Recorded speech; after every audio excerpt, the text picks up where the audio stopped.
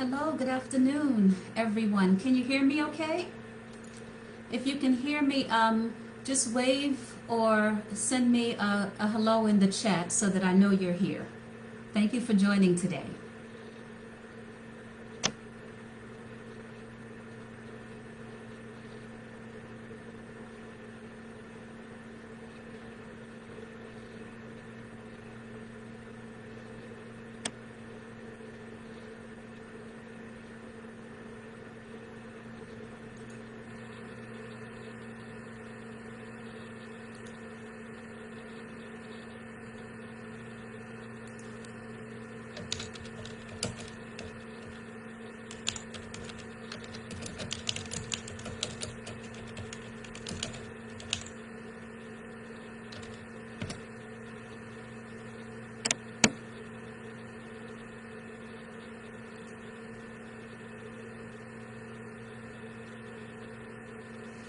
Hello, good afternoon, everyone.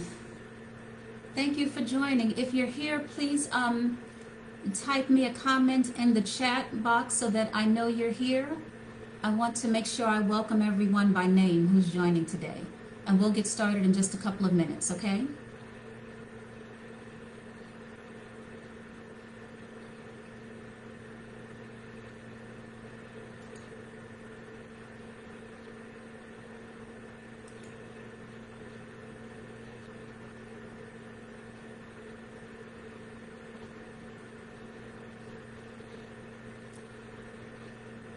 Okay. Okay. Good afternoon, everyone. It's a couple of minutes after 4. I see we have a couple of people who have joined, and if anyone else joins, please just send me a comment or send me a wave in the chat box so that I know you're here. And thank you for being here today. Thank you so much. We're going to be talking about sex in the time of COVID-19. I think this is such an important topic today. I've had many patients with questions about things to do, what not to do, and so today we're going to spend some time talking about sex and navigating sex and sexual intercourse and sexual activity during this pandemic. So I'm looking forward to talking with you. Please, if you're joining me, please, if you can, make sure you leave a comment in the chat. Thank you all for joining.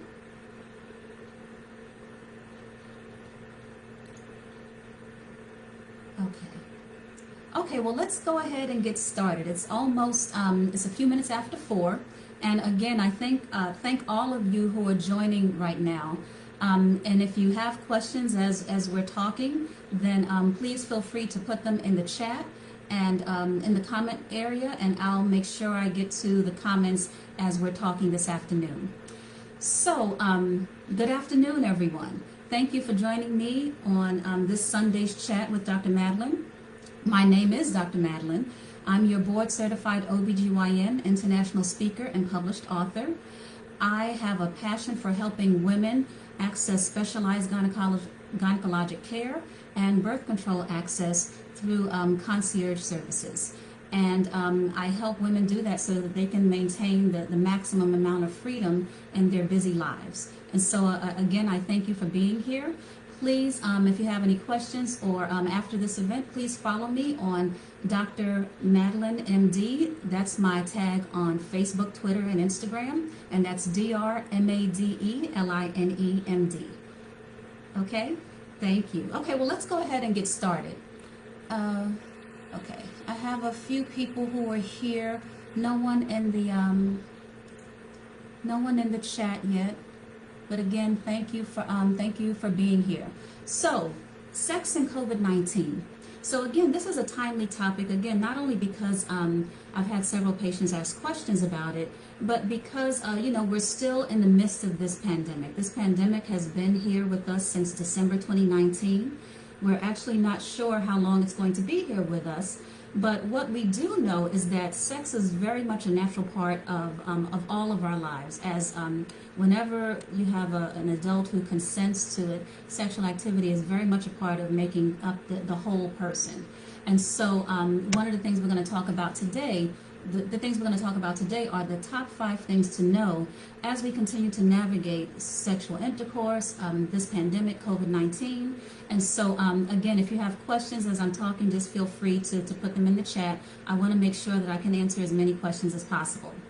So you guys heard my intro. Yes, I'm a board-certified OBGYN, international speaker, published author.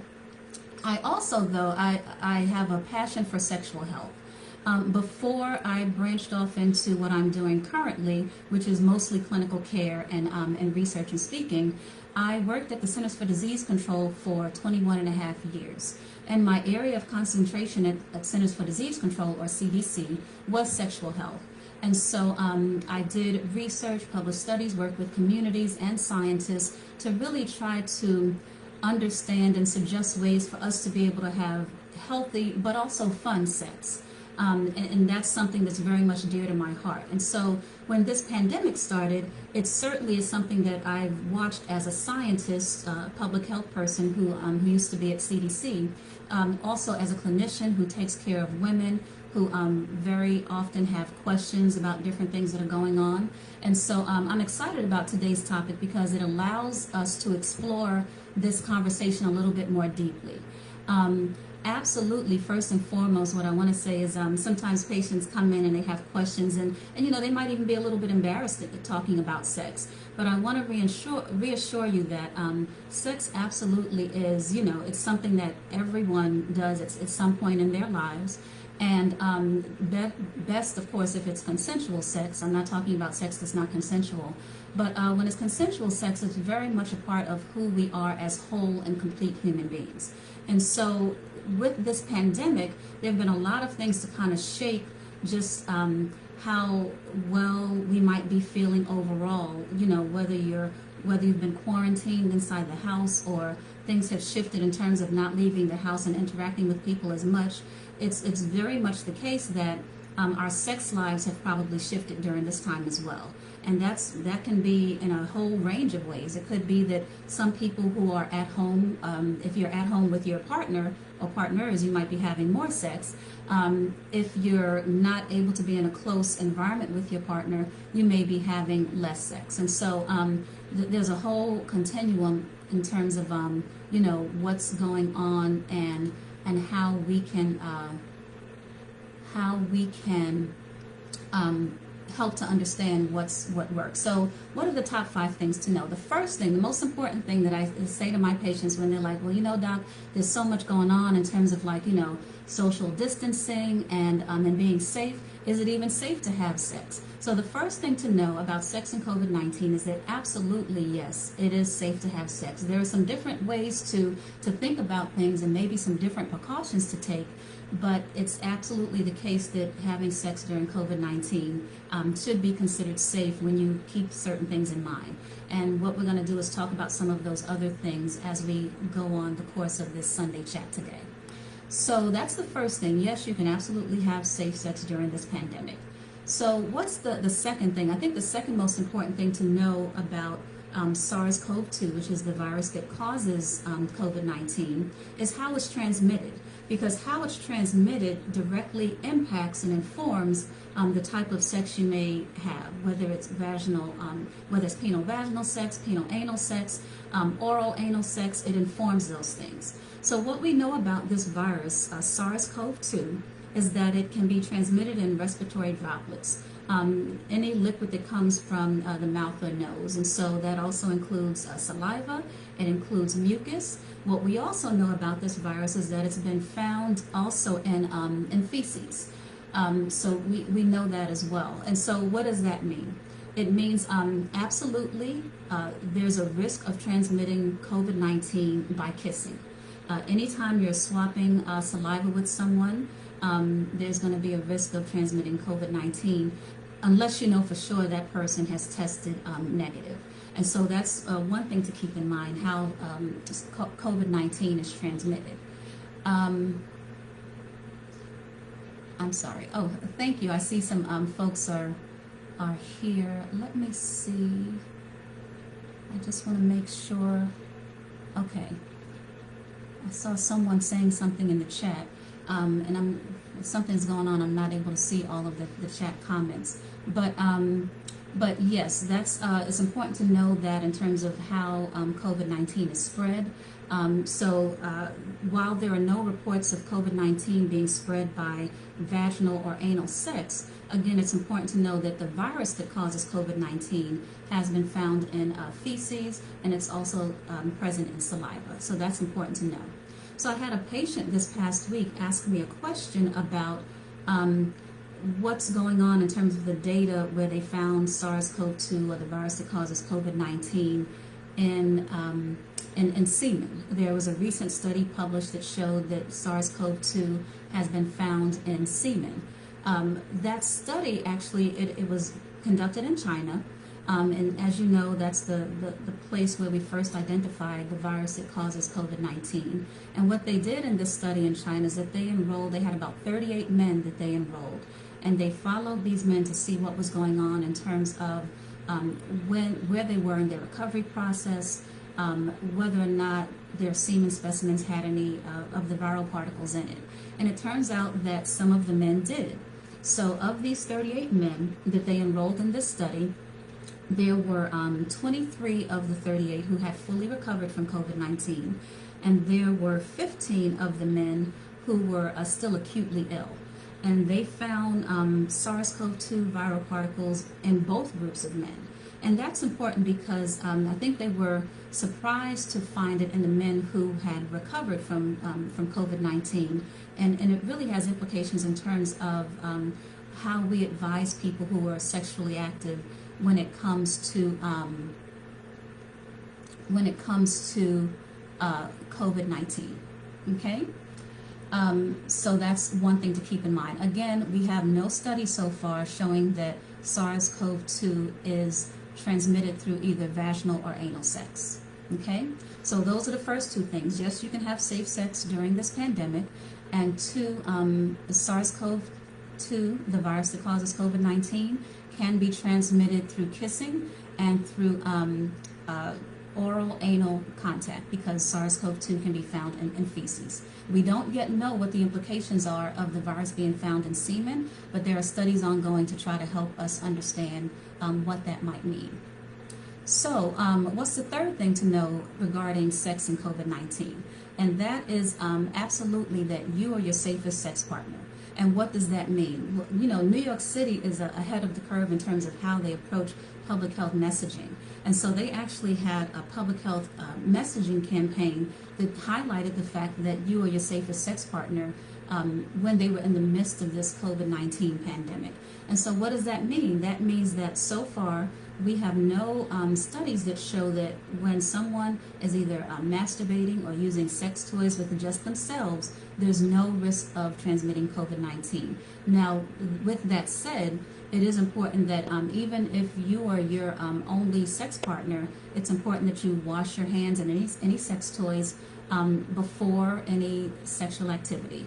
And that includes, like we always describe for this pandemic, 20 seconds of warm soap and water, washing your hands before and after sexual activity. So that's important to keep in mind because, again, like the campaign says, like other studies have shown, you are your safest sex partner means that you're not at risk of being exposed to someone else during those sexual encounters. So what's the fourth thing to know? Your next safest sex partner is someone who you live in close contact with. And so what does that mean? If your boo or bae or, you know, a partner, official partner is living in the same space with you, and you guys have a really good sense of each other's moves and contacts and all of that, that person is the safest sex partner for you. That doesn't mean that if you have a sex partner who's outside of your home that you shouldn't necessarily have sex. It just means that you have to ask slightly different questions, possibly take different precautions with that sex partner. But that fourth thing is really important to know, because if your sex partner is in the same space with you, and you know, and let's say you both are quarantined, so you know that their exposures are minimal, they're not going out every day to get on a crowded public transportation system, or they're they are, just having Zoom meetings and not really having great exposures, then that really is a low risk situation in terms of having a partner who can potentially is less likely to expose you. So what if your partner is someone who is in the medical field, or a grocery worker, or or someone who works at public transportation? It's definitely the case that you have to assess these risks on an individual basis. If your partner is someone who by their work is potentially exposed every day, then one of the things that we tend to take note of, especially if you're coming home and it's been a day of work, one of the things that we tend to take note of is, has that person, when you get home, like for example, when I get home, it's taking off all the clothes that I may have had on. Actually, I don't even wear clothes from the hospital or the office home. I take those off, I change, but then I change again when I get home. There's a shower, there's, fresh clothing. It's trying to remove any potential source of exposure from yourself before you reintroduce yourself to your home environment, especially if you have a partner, an intimate partner. And so that's the fourth thing to keep in mind, that again, the third thing was that you are your safest sex partner, and that's for those who do self-stimulation, masturbation, use sex toys, anything like that. The fourth thing to keep in mind is that your next safest partner is someone who's in the same living environment as you. And then there are different tactics you can take when that person does not live in the same environment with you. What is the fifth thing? So the fifth thing I've been advising some of my patients about is if they or their partner don't feel well. And so that's been a common question I've been getting. Doc, if I have a mild cough or a new sneeze or maybe a low-grade temp, I don't, it's not a full fever, but I'm not quite sure what that means in terms of my COVID status. I'm not able to access a COVID test right now. What do you think? And right now, the recommendation is that if you don't feel well, you or your partner, if you don't feel well, if you are in any way not at your baseline, the recommendation is that you hold off on certain sexual acts like kissing or exchanging saliva, any close contact, any oral anal sex, just things that could expose you based on what we know about how COVID-19 is transmitted. And that's one of those things that is a common question that we get from folks, and it's something to really be mindful of. You guys know we're a couple of weeks from entering the 2020 flu season, and it's important that we be mindful of these different symptoms as they come up. It may be that something is the flu, but you might have no way of knowing that, especially when you're in the heat of the moment, and there might come a question regarding sexual activity. So, just as a recap, I want to just go over again the top 5 things to know about sex and COVID-19. Number 1, it absolutely is possible to have safe sex during this pandemic. And so I want everyone to know that you don't have to be fearful about having sexual intercourse with someone, especially if you've looked at different issues and it's deemed to be a safe situation. Number 2, it's important to keep in mind how this virus is transmitted. It's transmitted in respiratory droplets, it's transmitted in saliva, it's found in feces. And so kissing, exchanging saliva can increase someone's risk. If you have oral anal contact, that can also increase someone's risk. If someone has what we call, if they're obviously ill, if they're coughing, sneezing, fever, and you don't know the origin of that, that's probably someone you want to hold off having sexual intercourse with until you know for sure that that those symptoms are not due to COVID-19. So what's the third thing? The third thing is that you are your safest sex partner. Yes, that includes masturbation, that includes sex toys. Remember, wash your hands and or any toys 20 minutes before the sexual activity, and also for 20 seconds before the sexual activity, and also after the sexual activity for 20 seconds. The fourth thing, that was the fourth thing. The fourth thing is that your next safest sex partner is someone who you're already cohabitating with or living with in a close environment.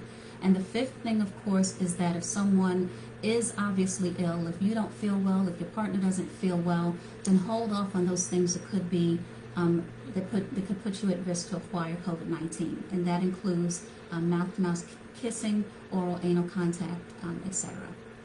And so those are the 5 top things I really wanted you to know about COVID and sexual intercourse and activity. Absolutely, you know, if you have other questions, be sure to talk to your provider. You guys can also put any questions here in the chat if you want, and I'm happy to answer any questions that you may have.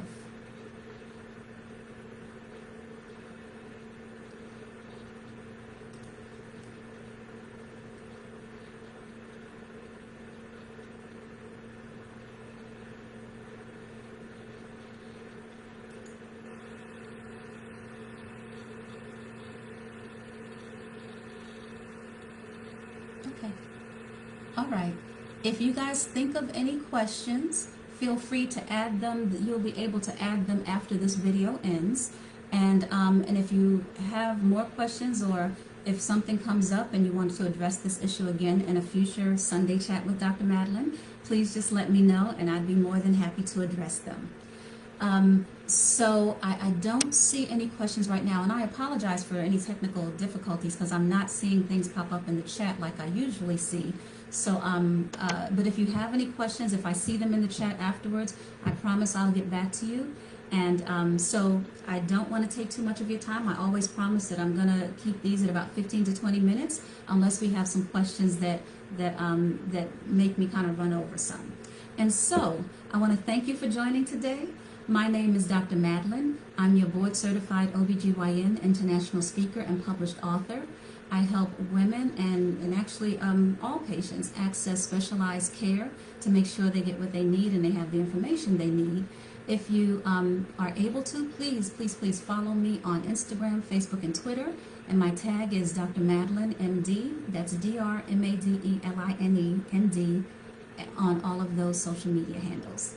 So I thank you very much for joining today. And remember, keep it lively, keep it sexy, but stay safe, okay? Thanks. Bye-bye.